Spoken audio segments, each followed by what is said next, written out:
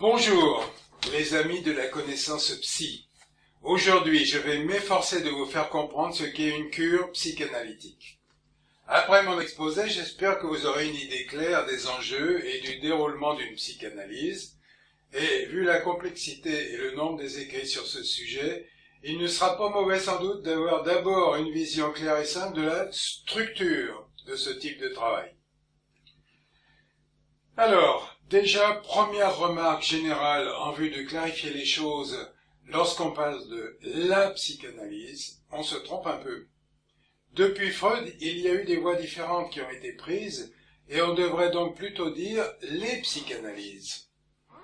Parti d'un tronc commun, mais ayant ensuite pris des routes légèrement divergentes, certaines conceptions de la cure ont fini par se trouver très éloignées dans certains cas. Ainsi, la psychanalyse lacanienne n'a quasiment rien à voir avec la psychanalyse rêve éveillé dont je vais vous parler ici. Toutefois, rassurez-vous, la psychanalyse rêve éveillé, qu'on pourrait appeler psychanalyse à médiation, reste très proche des courants les plus solidement installés, tels que ceux présentés par la SPP, Société psychanalytique de Paris, et l'école dite école anglaise avec Winnicott et Bion, si bien que ma présentation rejoindra ce que vous rencontrerez le plus souvent. Vous ne serez pas dépaysé dans vos lectures ou sur votre divan. Mais il faut dire que chaque courant est quand même enrichi des apports des autres et a développé sa spécificité, et c'est le cas de la psychanalyse rêve éveillé. Donc reprenons les bases. La comparaison que je vous avais donnée dans ma vidéo numéro 9 est celle de la maison. Il y a les maisons elles-mêmes, et sous cette maison, les fondations sur lesquelles elle s'est construite. La maison est bien visible, les fondations sont invisibles. La maison est le lieu où nous résidons journellement et l'entretien de celle-ci nous occupe à juste titre. La maison pourrait être un symbole de ce que j'ai appelé, en ce qui concerne le psychisme, l'identité de fonctionnement. Lorsqu'il y a un problème dans la maison, un dysfonctionnement, alors une armée d'artisans de toutes sortes peut être appelée à la rescousse. Électriciens, plombiers, charpentiers, chauffagistes, etc. Et il y a autant d'artisans prêts à venir intervenir pour régler les dysfonctionnements de la maison qu'il y a de thérapeutes de toutes sortes pour venir s'occuper des symptômes de l'identité de fonctionnement. Bref, la maison serait en quelque sorte une représentation de ce qui occupe la psychothérapie, mais aussi des professions de santé annexes de toutes sortes. Moyennant l'intervention de tous ces corps de métier, la maison reste agréable à vivre et fonctionnelle. Mais, et là il s'agit d'un gros mais, s'il y a un problème dans les fondations, les symptômes de la maison seront lourds et surtout récurrents. Une fissure apparaît sur la façade ou sur d'autres murs, on la rebouche, mais bientôt il y en a de nouveau une autre, qu'on rebouche à nouveau, et encore une autre, qui commence véritablement à inquiéter les habitants et l'architecte. Les tuiles tombent, les fenêtres sont de guingois, et il y a un vrai risque d'écroulement. À un moment donné, il est nécessaire de renoncer à bricoler, renoncer à retaper tant bien que mal, et on doit déboucher sur l'idée qu'un travail sur les fondations est indispensable. Sinon, il y a un risque que cette maison reste difficile à habiter et même dangereuse, la vie durant. Toujours au bord de l'écroulement, de la décompensation. C'est alors qu'il faut renoncer à l'espoir que ça finisse par s'arranger si on recourt aux divers corps de métiers antérieurs, aux divers types de thérapie. Tout au contraire, plus on tarde et plus on risque d'être dans une problématique chronique.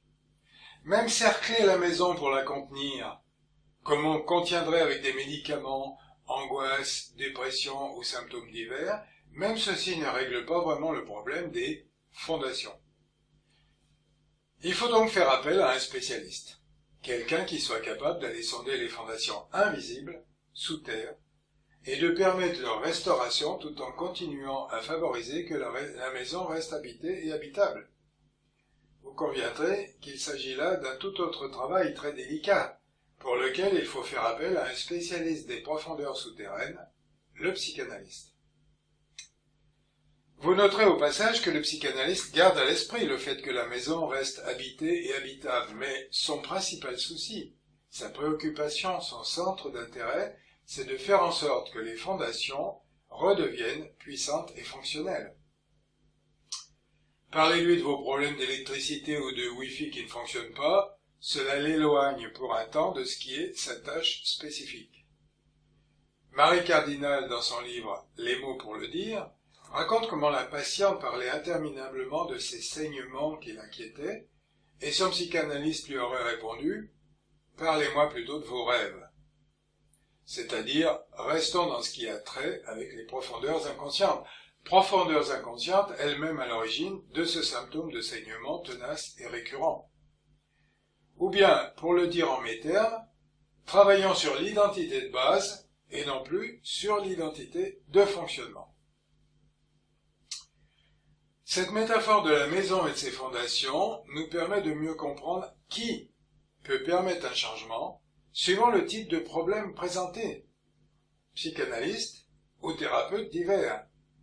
Une autre comparaison que j'ai développée dans mon livre « Le cœur métamorphe », qui est entièrement consultable sur le site r-psy.fr, c'est celle de deux logiciels emboîtés.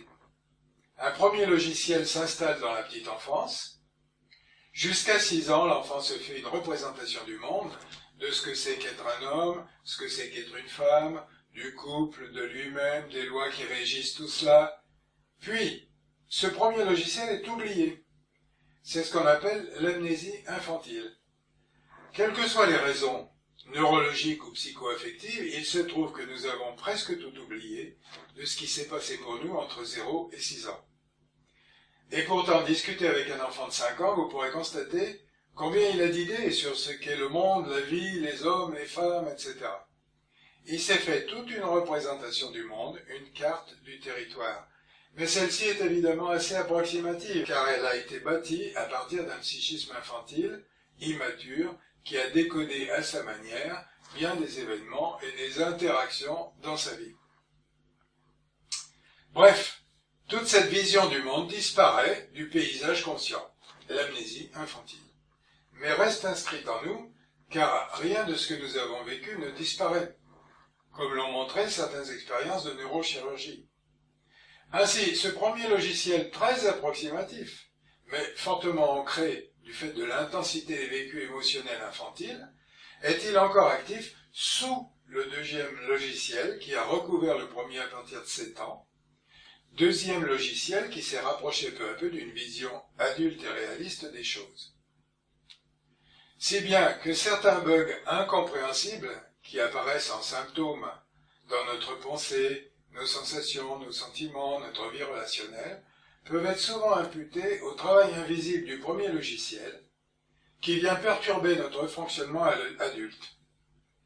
Cela reste donc un peu incompréhensible pour notre conscient. Pourquoi diable est-ce que j'ai ce symptôme? Nous cherchons une explication. Mais nous la cherchons avec notre rationalité adulte et nous imputons l'origine du symptôme à divers éléments de notre quotidien actuel. Nous nous trompons de cible. Comme dans la blague citée par Freud de l'homme qui cherchait ses clés sous le réverbère, parce que là c'est éclairé, par le conscient, alors qu'il les a perdues plus loin, dans le noir. Bon, il m'est un peu difficile de faire apercevoir la question des traumatismes infantiles enfouis, des manques, des lacunes, des vides, et de tout ce qui cherche à se terminer, à se faire soigner pour être enfin remis d'aplomb. Mon but ici n'est pas de refaire toute la psychopathologie. Mon but est plutôt ici de vous faire apercevoir comment on va aller retrouver le bug logiciel ou le problème dans les fondations et comment on va ensuite permettre que la personne termine ce qui doit être terminé, soigne ce qui doit être soigné, referme les blessures enfouies. Voyons donc ce qu'il en est de ces deux comment retrouver le bug et comment le rectifier. Et pour cela, passons par une observation faite par Freud. Il voit son petit-fils de 1 an et demi qui joue avec une bobine attachée à une ficelle. L'enfant la lance hors de sa vue en disant « forte », c'est-à-dire là-bas, et il la ramène vers lui, la faisant réapparaître avec jubilation en disant « da », c'est-à-dire là. Là-bas invisible, là de retour ici. Suivons cette piste pour comprendre ce qui se passe. Premier point. L'enfant ressent douloureusement le fait que sa mère est tantôt présente et nourrissante, tantôt absente, invisible. Et l'enfant n'y peut rien. Ceci ne dépend pas de lui. Il subit cela et il doit faire avec la souffrance de l'absence, l'impuissance sur l'origine de cette souffrance extérieure à lui. Et à cet âge, les émotions suscitées en lui sont violentes et douloureuses. Il ne sait pas comment les traiter.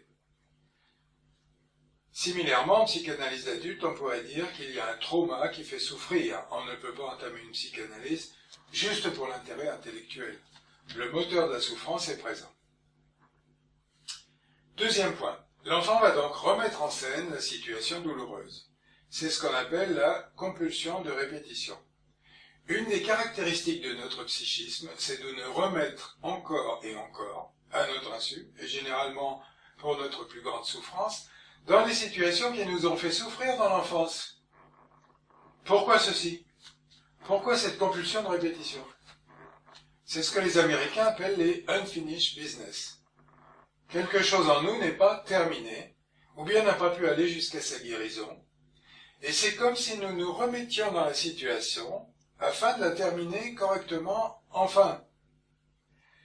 L'enfant s'est-il senti abandonné d'une façon très douloureuse à supporter? Alors, l'adulte va vivre des relations affectives qui se terminent mal et qui lui font vivre l'abandon, reproduction.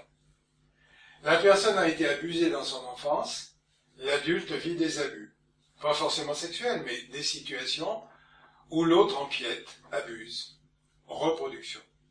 En somme, cela donne l'impression d'être poursuivi par une situation qui se répète malgré nous, et ceci nous fait souffrir. Encore et encore, les fissures de la maison reviennent, recommencent. Ainsi, Freud est surpris de voir que l'enfant remet en scène la situation douloureuse, lui qui pensait, à cette époque, qu'on ne répète que ce qui est source de plaisir. La mère, symboliquement, disparaît et réapparaît, juste ce qui fait souffrir l'enfant habituellement, et qu'il répète et répète encore dans son jeu. C'était un peu une énigme. Et alors, troisième point qu'il faut bien noter, il s'agit cette fois-ci non pas de la mère elle-même, mais d'une représentation symbolique de celle-ci. L'enfant n'a pas les moyens de prendre la mère, de la faire disparaître et réapparaître à volonté, mais il a les moyens de faire disparaître et réapparaître à volonté un symbole de la mère. En rêve éveillé, je vous expliquerai ensuite comment ça marche. Le patient adulte se confronte avec des symboles de ce qui lui a posé problème dans son histoire, et dont il est porteur inconsciemment.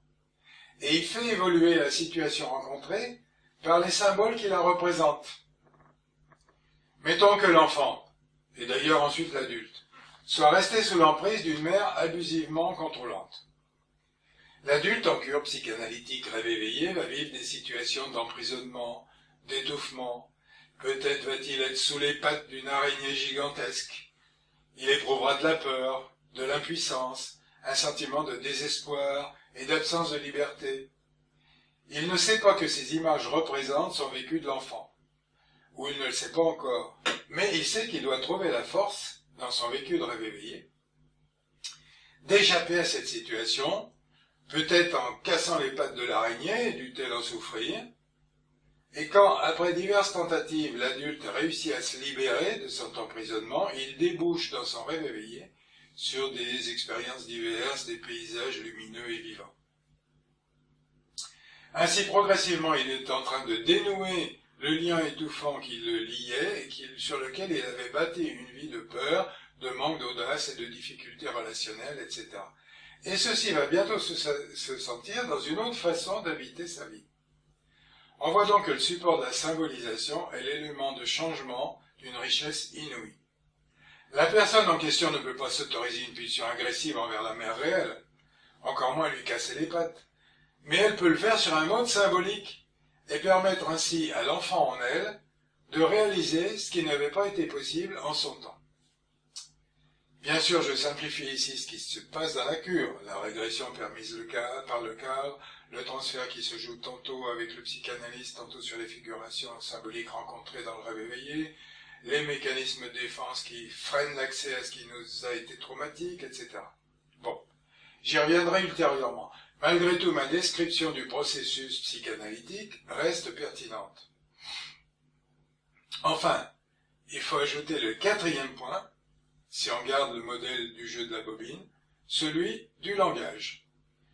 Je vous rappelle les 3 points précédents. 1. Le trauma. Il y a une souffrance qui est présente, et c'est elle qui motive la suite. L'enfant, par exemple, ici, souffre des disparitions de sa mère. 2. La compulsion de répétition. Cette souffrance va chercher à se réactualiser dans notre vie, remettre en scène ce qui a été le problème rencontré, retrouver ainsi encore et encore la même configuration, dans l'espoir d'être enfin prise en compte, et cette fois-ci terminer autrement. Par exemple, lorsqu'on subit régulièrement des échecs dans un domaine de notre vie, amour, travail, famille, etc., ça c'est la répétition. 3e point, la symbolisation, qui permet de déplacer la situation traumatique, de la montrer sous une forme masquée, symbolique, et de retrouver ainsi les personnes importantes de cette histoire sans trop savoir qu'il s'agit d'elles. Et ceci permettra que la recherche de la personne lors de son rêve éveillé ose se déployer librement de façon à terminer enfin et autrement la problématique dont elle est porteuse. Et 4. La verbalisation. L'enfant dans le jeu de la bobine accompagne son jeu symbolique, non seulement d'affect fort, mais aussi de verbalisation. C'est le forte da. L'adulte en cure non seulement exprime à haute voix son rêve éveillé, mais aussi il travaille à mettre en sens celui-ci de façon à ce que les expériences nouvelles, libératrices, vécues en rêve éveillé, deviennent clairement conscientes, compréhensibles, et donc stabilisent désormais la nouvelle vision de soi-même. Cette nouvelle vision qui va déboucher sur une nouvelle façon d'habiter sa vie. La maison est stabilisée et il fait bon y vivre. Ainsi, de très nombreuses personnes peuvent-elles témoigner qu'il y a eu un avant et un après leur cure de psychanalyse rêve éveillé. Comme une sorte de libération d'un destin, d'une répétition, d'un sort qui semblait peser auparavant sur notre vie. J'ai bien conscience en faisant cette présentation grand public de la structure d'une cure psychanalytique que celle-ci manque un peu de chair, d'exemples cliniques qui illustreraient tout ceci. Mais bon, il est important, me semble-t-il, de comprendre d'abord les grandes lignes, de découvrir l'ossature. Il faudrait aussi développer combien subtil est le travail du psychanalyste et quelles sont les conditions requises pour que ça marche. J'ai le bon espoir de vous transmettre tout cela peu à peu. Un dernier mot sur l'expérience du rêve éveillé. Découvert et mis en forme par un Français, Robert Desoual, dans les années 38-40. Il s'agit d'un vécu bien particulier. On est éveillé, comme le nom l'indique, mais en même temps, comme dans un rêve de sommeil, on voit surgir des images, on vit des scénarios, des situations qui sont parfois aussi inhabituelles que dans les contes de fées ou que celles rencontrées dans les rêves qui peuplent nos nuits. Bizarres ou inhabituels, genre science-fiction, temps préhistorique ou autre, qui malgré cet aspect loin de notre vie courante, remettent en scène ce qui a été le vécu de l'enfant lors de l'élaboration de son premier logiciel. Pour expérimenter ce type de rêve éveillé, il faut avoir créé une relation d'accompagnement avec une personne compétente. C'est vraiment passionnant de s'aventurer dans ce monde intérieur, parfois étrange et le plus souvent créatif. On vit des expériences fortes, émotionnelles, on y déploie du courage ou de la fuite, on y découvre les monstres qui peuplent nos mythologies ou les dragons de nos contes de fées. Les châteaux sont parfois hostiles, parfois sombres et désespérés, parfois vides de tout être humain, parfois triomphants. Les planètes inconnues nous amènent à nous trouver seuls dans un désert de sable rouge, etc. Or, tout ceci est un déploiement créatif de nos vécus infantiles. Le sentiment de solitude et d'impuissance, la peur de mourir, la tristesse, la découverte extatique d'une joie sans limite à certains moments, etc. L'infantile est présent partout dans le rêve éveillé. Mais il est aussi mêlé à notre présence adulte qui vit tout cela et qui le raconte à haute voix et qui peut effectuer des choix et des actions que l'enfant n'avait pas les moyens de déployer. Alors, quelque chose en nous s'apaise, se stabilise, des blessures sont pansées, des agresseurs sont punis, des douleurs d'abandon ou d'abus sont apaisées, dans les pleurs souvent, etc. Sur cette question des pleurs, je vous renvoie à ma vidéo intitulée « La voix des larmes ». Au fond, sur cette terre dont aucune parcelle ne reste vraiment inconnue sous le regard des satellites, la dernière des aventures vers l'inconnu est celle qui nous plonge dans les arcanes, les souterrains, les ravins ou les sommets de notre âme. Si tout cela vous concerne ou vous intéresse, vous pouvez vous adresser aux psychanalystes de l'école R. La liste est sur le site r-psy.fr. Beaucoup d'autres psychanalystes rêves éveillés se sont formés auprès de nous, mais ceux qui restent sur le site sont ceux qui continuent à se perfectionner par la supervision, les stages, les groupes d'intervision, etc. Donc voilà, à bientôt chers amis de la connaissance psy, j'espère que vous avez vu un petit peu ce qu'il en est de la cure psychanalytique.